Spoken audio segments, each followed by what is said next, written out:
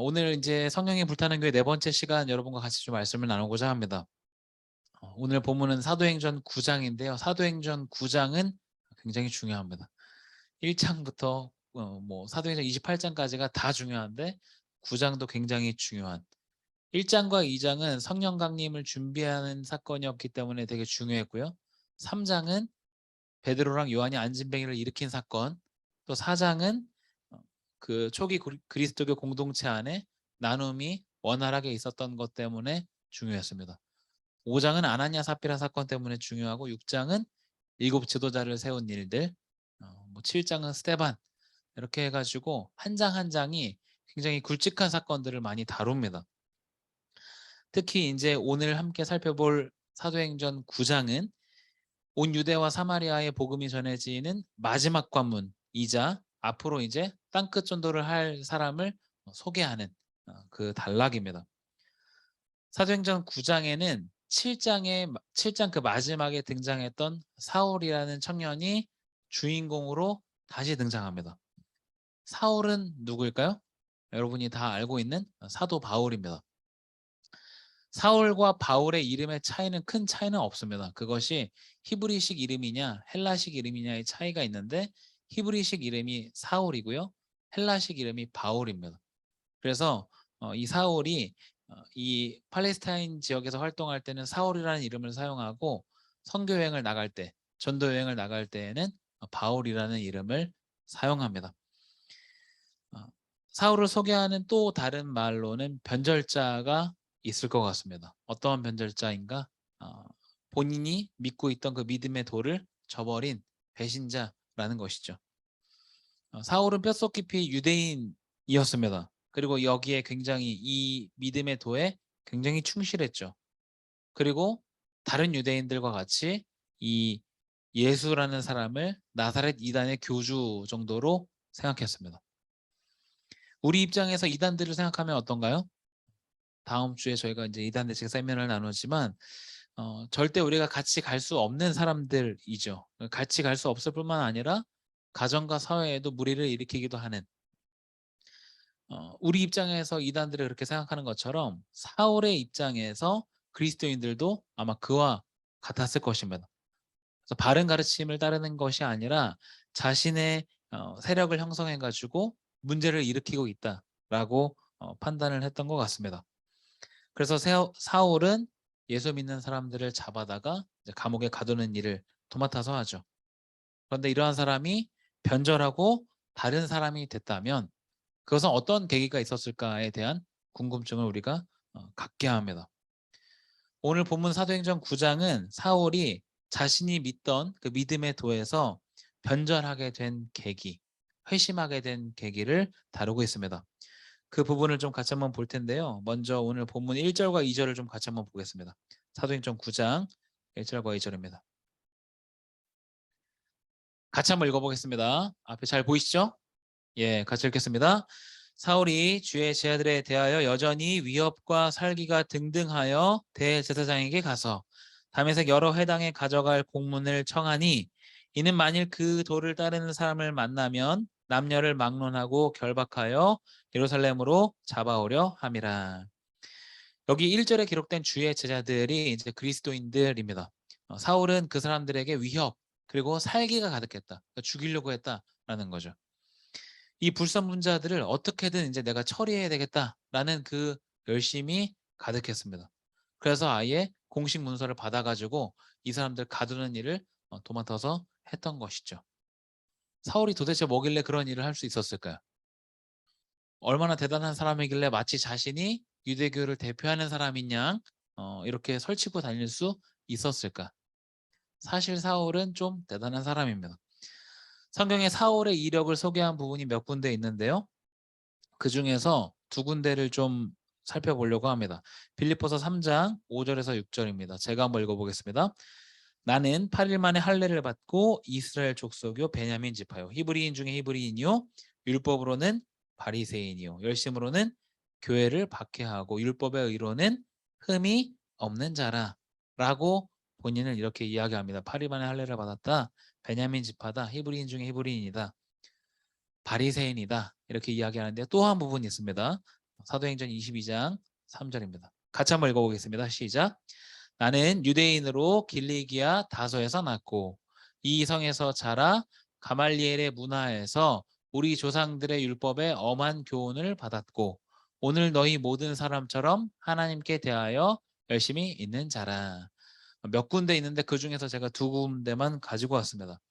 여기에서 알 수 있는 사실이 있는데요. 첫 번째는 사울은 정통 유대인입니다.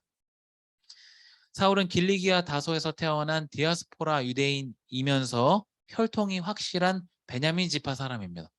베냐민 지파가 왜 혈통이 확실하냐면 이스라엘은 12지파가 있죠. 12지파가 있는데 바빌론 포로로 끌려오고 나서 다시 돌아왔을 때 그 명맥을 이은 지파는 유다와 베냐민밖에 없습니다. 그 다른 지파들은 사실은 그 출신 성분들이 불분명하고요. 정통을 이은 사람은 유다와 베냐민 지파뿐입니다. 그리고 이제 이 베냐민 지파는 왕족이기도 하죠. 사울 왕이 있었던 가문이기도 합니다. 또 어릴 때부터 사울은 예루살렘에서 정통 유대교의 교육을 받은 사람입니다. 태어난 거는 디아스포라 지역에서 태어났지만 예루살렘에서 어릴 때부터 교육을 받은 사람이다. 두 번째로 사울은 굉장히 뛰어난 스승에게서 배웠습니다. 앞에 나오는 본문에 나오는 것처럼 사울의 스승은 가말리엘인데요. 가말리엘은 당시에 굉장히 존경받는 랍비입니다. 우리가 이제 존경받는 사람 학자를 랍비라고 이야기하는데 여기서 더 존경하는 사람을 라반이라고 합니다. 나의 선생님이 아니라 우리의 선생님이라는 극존칭을 붙이는 사람들이 몇몇 있는데 그 중에 한 명이 가말리엘입니다. 이런 사람에게서 배울 수 있는 기회 자체가 흔치 않은데 사울은 이 가말리엘에게서 직접 율법을 배운 제자입니다. 누구에게 율법을 배웠는지에 따라서 그 사람의 수준을 판가름할 수 있을 텐데 이 가말리엘의 문화생이라는 것 자체가 사울의 높은 수준을 알 수 있게 하는 것이죠. 여기까지 봤을 때 이 사울은 이미 혈연과 학연이 완성되어 있는 사람인 것이죠. 그런데 여기서 끝나는 것이 아니라 마지막 한 가지로 사울은 바리새인입니다. 바리새인이다. 우리는 바리새인에 대해서 좀 오해하는 경향이 있습니다.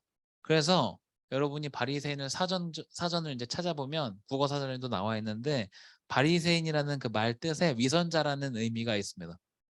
그런 것처럼 약간 이제 오해하는 경향이 있는데 원래 이제 바리새파라는 사람들은 구약의 율법을 철저하게 지키려고 노력하는 사람들, 그 사람들을 바리새파, 바리새인이라고 말합니다.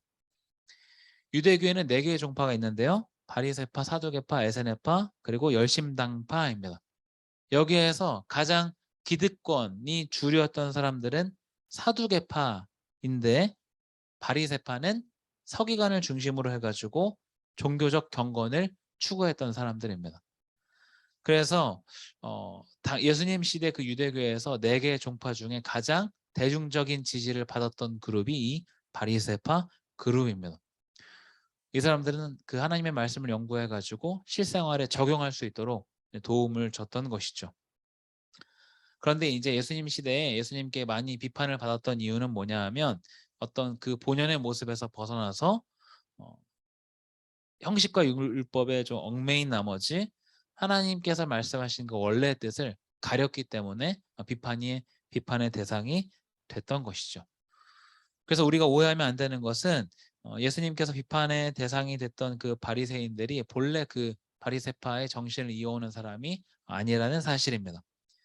때문에 사울은 자신의 이력으로 지금 바리새인이라는 것을 내세우는 것을 우리가 이제 이해할 수 있는 것이죠.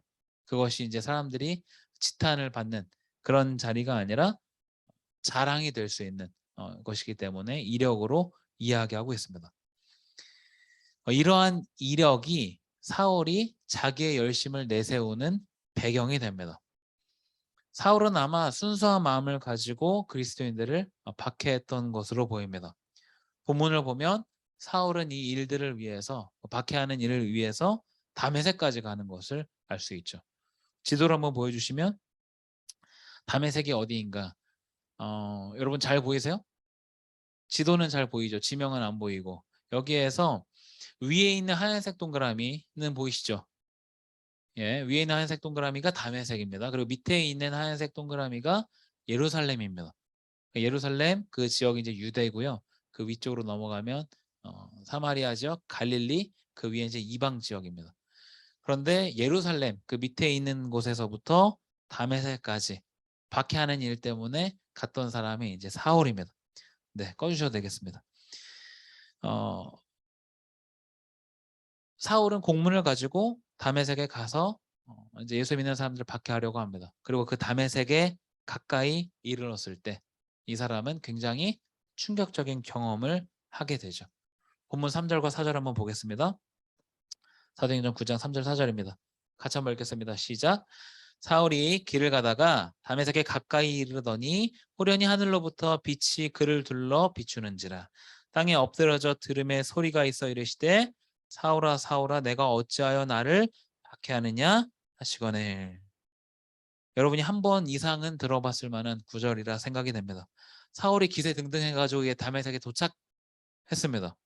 그래서 이제 본인의 생각대로 예수쟁이들을 그냥 잡아들이면 되는데 그때 예수님께서 사울을 만나시죠. 그러니까 굉장히 강렬한 빛이 있었고 직접 음성이 들렸습니다. 사울아 사울아 내가 어찌하여 나를 박해하느냐. 여러분 사울에게 감정이입을 한번 해보시겠어요? 굉장히 당황스러웠겠죠. 지금까지 살면서 하늘에서 음성을 들었다는 이야기는 구약에서밖에 읽지 못했고 자기 주변 사람들에게 들은 적도 없었을 것입니다. 그런데 뚜렷하게 소리가 들렸습니다. 그래서 사울이 이렇게 되묻죠. 주여 누구시니이까? 이어지는 예수님의 한마디 나는 내가 박해하는 예수다. 이미 여기에서 사울의 고민과 갈등, 여태까지 걸어왔던 행보는 이미 종결됐습니다. 이 음성은 사울만 들었던 게 아니라 같이 있던 사람들이 함께 들었습니다. 그러니까 환청이라고 이야기할 수도 없고 명백한 사실이라고 받아들일 수밖에 없는 그 상황을 겪고 있는 것이죠. 예수가 그리스도인가 아닌가가 문제가 아니라 예수는 그리스도고 그것을 내가 받아들여야 되는가 말아야 되는가의 문제가 지금 남아 있습니다. 사울은 이때 강한 빛을 받기 때문에 앞을 보지 못했고 사람들이 인도해줘서 다메섹 성 안으로 들어갑니다. 그때부터 3일간 보지도 먹지도 못했다. 보지도 먹지도 않았다라고 기록합니다. 제가 주목해서 여러분과 같이 나누고 싶은 부분은 이 마지막 9절입니다. 먹지도 마시지도 않았던 이 3일의 시간. 먹지도 마시지도 못한 것이 아니라 않았다고 했으니까 본인의 의지에 의한 것임을 알 수 있습니다. 본인의 의지에 의해서 금식을 했던 이 3일의 시간, 이 시간 동안 바울은 금식하면서 기도했습니다. 이때 사울이 무슨 기도를 했을까요? 성경에 나오지 않습니다. 이때 무슨 기도를 했을지 나오지 않지만 당연히 회개 기도를 했을 거라 추측을 해볼 수 있습니다. 사울은 자신의 이력을 10분 활용해서 예수 믿는 자들을 박해하는데 앞장섰습니다. 내 생각에는 이 예수라는 사람은 그리스도가 아니다 라는 확고한 믿음이 있었겠죠. 그러니까 본인의 지식과 믿음을 가지고 박해하는 일에 사용합니다. 그런데 예수님을 직접 만나서 경험하고 이 사람이 그냥 이단의 교주가 아니라는 것을 깨닫게 됩니다. 만약에 예수라는 분이 그리스도가 맞다면 자신의 율법 해석에 대단한 문제가 있었던 것을 알 수 있을 거라 생각이 됩니다. 사울은 율법을 모르다가 새로 알게 된 사람이 아닙니다. 아까도 말씀드렸던 것처럼 이미 박식한 지식을 갖고 있었고 그 지식을 활용해서 예수 믿는 사람들을 박해했는데 본인이 잘못된 길을 걷고 있었다는 것을 알게 되죠. 그리고 예수가 곧 그리스도다라는 사실에 도달하게 됩니다. 그때 사울에게 진정한 회개가 시작이 됩니다. 한번 말씀 한번 같이 한번 보겠습니다. 사도행전 22장 14절에서 16절인데요. 같이 읽겠습니다. 시작. 그가 또 이르되 우리 조상들의 하나님이 너를 택하여 너로 하여금 자기 뜻을 알게 하시며 그 의인을 보게 하시고 그 입에서 나오는 음성을 듣게 하셨으니 내가 그를 위하여 모든 사람 앞에서 내가 보고 들은 것의 증인이 되리라. 이제는 왜 주저하느냐? 일어나 주의 이름을 불러 세례를 받고 너의 죄를 씻으라 하더라. 사도행전 22장은 사울이 많은 사람들 앞에서 자신의 그 믿음에 대해서 변론하는 내용입니다. 변론을 하면서 자신의 믿음이 어디에서부터 시작됐는가를 이야기하는데 그 부분을 이제 같이 읽었습니다. 사도행전 이 22장을 보면 9장에는 나오지 않았던 아나니아의 이야기가 등장합니다. 사울은 3일간 금식하고 나서 예수님의 제자였던 아나니아를 만나게 되고 앞을 보게 되고 그리고 그 사람이 사울의 눈을 뜨게 합니다. 네, 앉으세요 빨리. 사울의 눈을 다시 뜨게 합니다.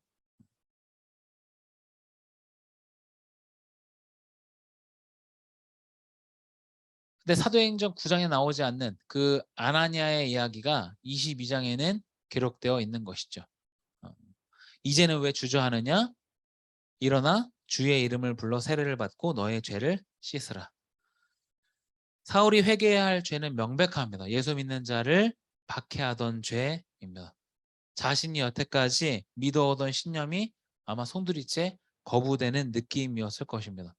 그래서 이 3일의 시간은 짧다면 짧다고 이야기할 수 있을 텐데 사울은 예수가 곧 그리스도임을 체험했고 자신의 지식으로도 그것을 재정립하게 됩니다. 사울의 회개는 두 가지로 나타납니다. 오늘 그 두 가지를 여러분과 말씀을 같이 한번 나누고자 하는데요. 첫 번째는 사울의 회개가 어떻게 이어지는가? 복음의 전파로 이어집니다. 9장 19절에서 20절입니다. 한번 같이 한번 읽어보겠습니다. 시작. 사울이 다메섹에 있는 제자들과 함께 며칠 있을새 즉시로 각 회당에서 예수가 하나님의 아들이심을 전파하니. 사울은 굉장히 이성적인 사람이었던 것으로 보입니다.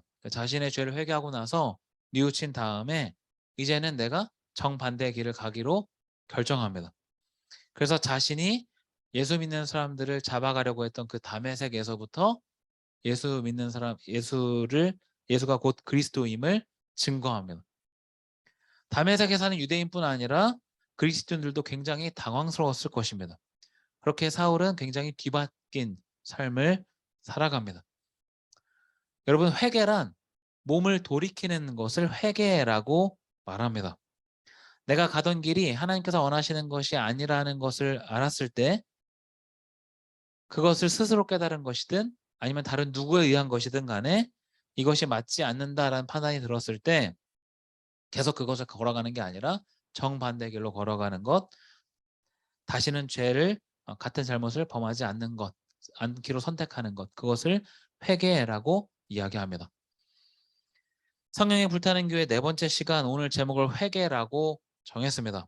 잘못된 걸음을 계속해서 걸어가는 것, 그것을 회개라고 말하지 않습니다.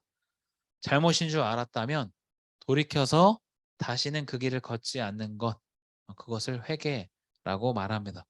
그리고 우리 안에 진정한 회개가 있을 때 공동체가 든든히 세워져 갑니다. 두 번째, 사울이 했던 두 번째 회개는 무엇이냐 하면 이전의 과오를 짊어지고 사는 것입니다. 말씀 한번 같이 보겠습니다. 9장 21절입니다. 같이 읽겠습니다. 듣는 사람이 다 놀라 말하되 이 사람이 예루살렘에서 이 이름을 부르는 사람을 멸하려던 자가 아니냐. 여기 온 것도 그들을 결박하여 대제사장들에게 끌어가고자 함이 아니냐 하더라. 사울이 복음을 전하기로 마음먹고 복음을 전했을 때 박수치고 환영했던 것은 아닙니다. 그것이 아니라 사람들은 이전의 사울을 여전히 기억했습니다. 지금은 복음을 전하는 사람이지만 이전의 사울을 여전히 기억했다. 다음 보여주세요. 같이 읽어보겠습니다. 사울이 예루살렘에 가서 제 아들을 사귀고자 하나 다 두려워하여 그가 제자됨을 믿지 아니하니. 이 반응은 사도들도 마찬가지였습니다. 박수치고 환영하는 것이 아니라 사도들은 사울이 회심했다는 것을 믿지 않았습니다. 그래서 바나바가 사울을 대변해 준 뒤에야 사울은 공경을 면할 수 있었습니다. 바나바가 굳이 나서서 사울을 변론해 준 이유는 무엇일까요? 사울이 아무리 이야기한들 이전에 사울이 했던 일이 없던 것이 되지 않기 때문입니다. 그저 그 사실을 안고 묵묵히 새로운 삶을 살아가야 하는 것, 그것이 사울에게 남겨진 숙제입니다. 회개는 이전에 내 잘못을 없애는 것이 아니라 이전에 내 삶은 여전히 남아있음을 인정하고 안고 걸어가는 것입니다. 그래서 우리는 죄의 문제를 굉장히 심각하게 받아들여야 합니다.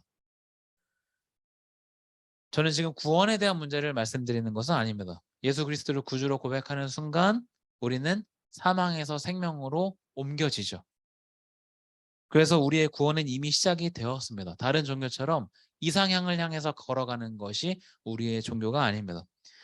구원은 이미 시작이 되었지만, 그래서 나는 새로운 삶을 살기 위해 노력하지만, 그렇다고 해서 이전의 나의 과오가 아니면 구원의 길을 걸어가면서 저지르는 나의 잘못이 없던 일이 되지 않습니다. 그래서 우리의 회개는 정반대로 걸어가는 것뿐 아니라 이전에 내가 쌓아 올린 죄, 그리고 지금도 짓고 있는 죄를 안고 가는 것이 포함됩니다. 내가 쌓아 올린 죄를 안고 가는 거 너무 무겁지 않을까요? 그래서 예수님께서 이것을 함께 짊어지십니다. 죄 용서에 대한 바람직한 이미지는 골고다 언덕에서 예수님이 십자가에 달려서 죽으시고 나는 그냥 그 앞에서 보고 있는 것이 아니라, 바람직한 이미지는 예수님과 내가 함께 죄의 멍에를 지고 가는 것입니다. 내 죄가 아예 없던 일이 되어서 아무런 죄도 짓지 않는 깨끗한 삶이 아니라 무수히 많은 내 죄를 함께 짊어지시는 예수님. 많은 사람들이 죄를 짓고 교회에 와서 회개하고 다시 죄를 짓고 교회에 와서 회개한다라고 말을 하죠. 그러면서 민망해하기도 하고 뭐 염치가 없다 이런 말을 하기도 합니다. 정확하게는 죄를 짓고 회개하고 없어지는 것이 아니라 나와 예수님이 같이 지는 짐이 늘어나는 것입니다. 그러면 우리는 어떤 삶을 살아야 되겠습니까? 당연히 죄의 길로 걸어갈 것이 아니라 돌이켜서 다시는 죄의 길로 가지 않는 삶을 살아야 합니다.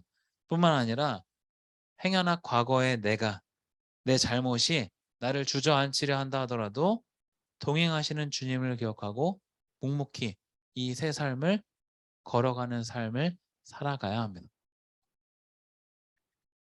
이전에 과오를 짊어지고 사는 것은 결코 쉽지 않습니다. 그래서 그냥 새로운 삶을 포기하고 그냥 이전의 나로 살아가는 것, 이전의 나를 그냥 그대로 인정해서 죄악된 삶을 살아가는 사람들이 많이 있습니다. 하지만 그것은 고통만 늘어날 뿐입니다. 하나님께서 우리 각 사람을 하나님의 사람으로 부르셨습니다. 그것을 소명이라고 합니다. 그리고 우리 모두는 하나님의 사람으로 갖는 목적이 있습니다. 그것을 사명이라고 말합니다. 하나님께서 나에게 이런 일을 맡기셨다라는 것이죠. 이것은 직업과 연결이 될 수도 있고 연결이 되지 않을 수도 있습니다.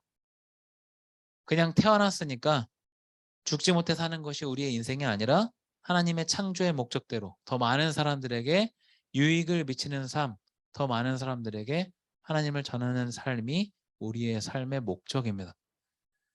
이 목적을 잃어버린 채 살아갈 때 그때 살아있으나 죽은 것처럼 예배에 나오지만 시체처럼 살아가는 것이죠.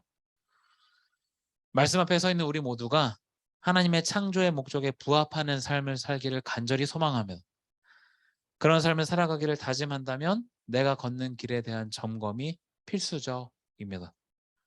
하나님께서 원하시는 것인지 그렇지 않은지, 하나님께서 원하시는 것은 꾸준히 그 삶을 위해서 노력하고 애쓰는 것, 만약에 원하시지 않는 것이 있다면 그것을 회개하고 돌이키는 것, 이 두 가지의 점검을 통해서 하루하루의 삶이 더 의미 있는 삶이 되기를, 그런 삶을 살아가는 저 여러분이 되기를 간절히 소망합니다. 함께 기도하겠습니다.